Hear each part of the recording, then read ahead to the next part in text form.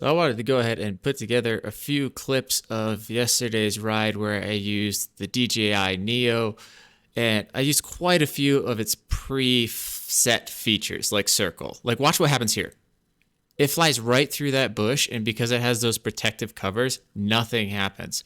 I didn't know that happened until I was watching the footage back, and I'm very impressed by that. Hey, it's me. I just wanted to say also that I am not sponsored in any way. I get no discount code. I have no affiliate program to push for DJI, so there's not going to be any link in the description. This is just me wanting to give you a potential yay or nay on whether or not you want to buy this drone. That's all this is. Not sponsored in any way. I've actually never had the DJI NEO crash. It's never once crashed on me, which is wild because that's what drones do. So you can see in the top left there, I'm showing what settings I'm using. Follow is the main reason I purchased this drone. It works really well in certain situations where I do a lot of high-speed turns and stuff. It doesn't track very well, but when I change elevations and stuff like this, it does okay. Sometimes it has issues, sometimes it doesn't. Obviously, right now my riding isn't very good, so it's able to keep up with me really well. But I didn't cut out a lot of this stuff. This isn't about my riding. This video is about the DJI NEO, not about my riding. But my riding is a good test for its follow abilities, in my opinion. And obviously, the landscape is pretty, so you can see it saw that bush there. It said, hey, I don't want to go through that bush, and thought about it. And I'm sitting there watching it thinking, do I need to wait for you, or are you good to go? So as far as like dirt bike riding goes, you can see my 360 cam fell, so I have to fix that. As far as dirt bike riding goes, it has its definite place, like in the dry river bed. If you follow me, you've seen that video. It does a really good job in that area because I'm kind of going at a slow, steady pace, and I'm also going in one direction. If you're walking or riding a bicycle like regular speed, it's going to follow you no problem, and it's going to avoid obstacles really well.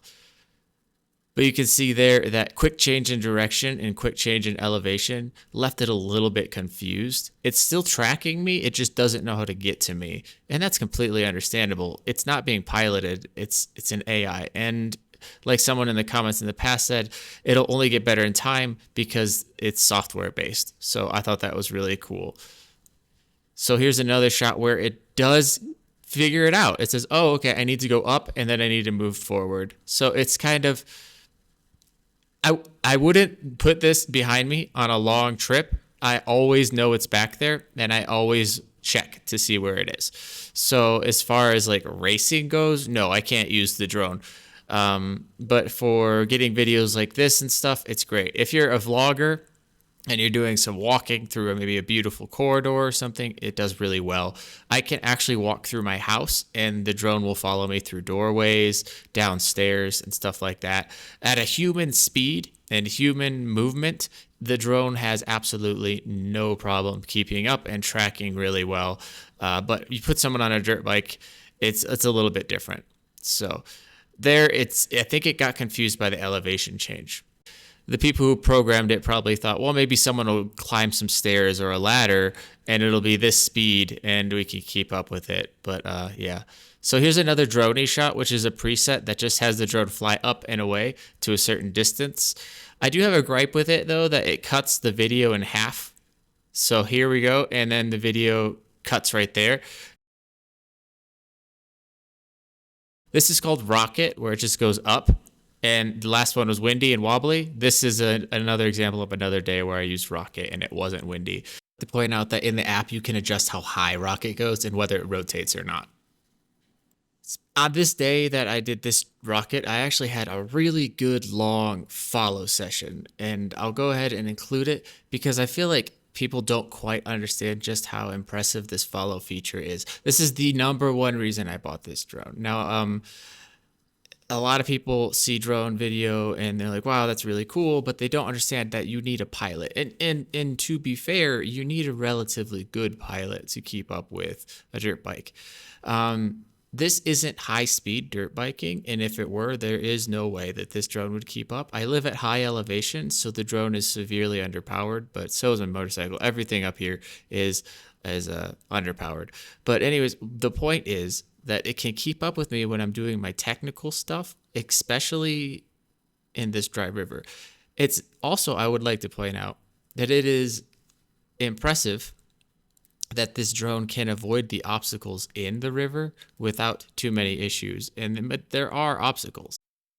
While we were in the field before, it still managed to go through a tree branch and not crash and not get damaged or anything. I'm still on the same propellers that I bought the thing with, which for any other drone that I've had, I change propellers out basically once a week. So it's pretty impressive in that way. Right now it's able to see me, track me, keep up, avoid that tree branch to the right, and kind of keep me going. And it's doing all of this without a pilot at all. I know to maybe some people you're thinking, well, that's not that hard, but I would challenge you to go program something that can even track something, let alone move through a three-dimensional space. This is a really big deal in my opinion. This opens up drones to a lot of people that potentially couldn't do them before. Now, I have had a drone for filming myself in the past, but all I could do with it was set it to a certain height and then ride my dirt bike. Now it can actually follow me. This is a huge game changer for someone like me that doesn't have someone that can pilot the drone. When you ride solo trips, I do a lot of training by myself. I can't expect someone to go be with me all the time. I know a lot of people that ride dirt bikes going to say that's not safe. You shouldn't do that. But if you're going to train, there aren't many people out there that are willing to spend the time they need to.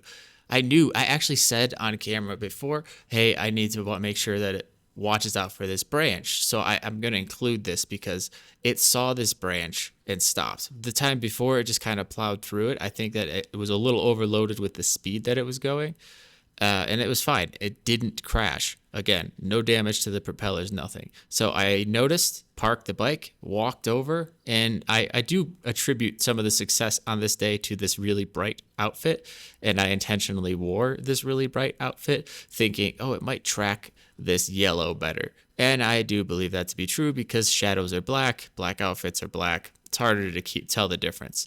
So a bright yellow outfit, I'm just saying, is going to make a difference. I don't know if that's true or not. Maybe DJI can come in and say otherwise. I doubt they will, though. But anyways, the fact that it stopped instead of hitting that tree branch is a really big deal. I, as a pilot, would 100% have hit that tree branch. I have hit poles that I knew were there. So, it's a lot harder to pilot a drone than you think it is. Try it. You'll figure that out. For the rest of the video, it follows me flawlessly through the river.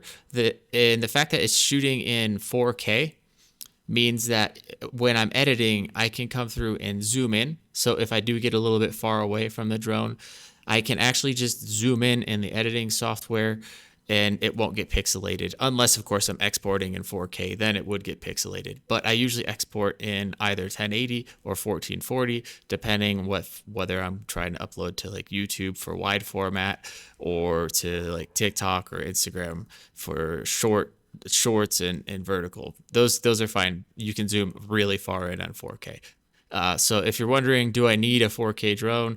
It depends. If you want the ability to shoot from further away and then zoom in and maybe do some like zooms and stuff like that to emphasize like the point that you're making.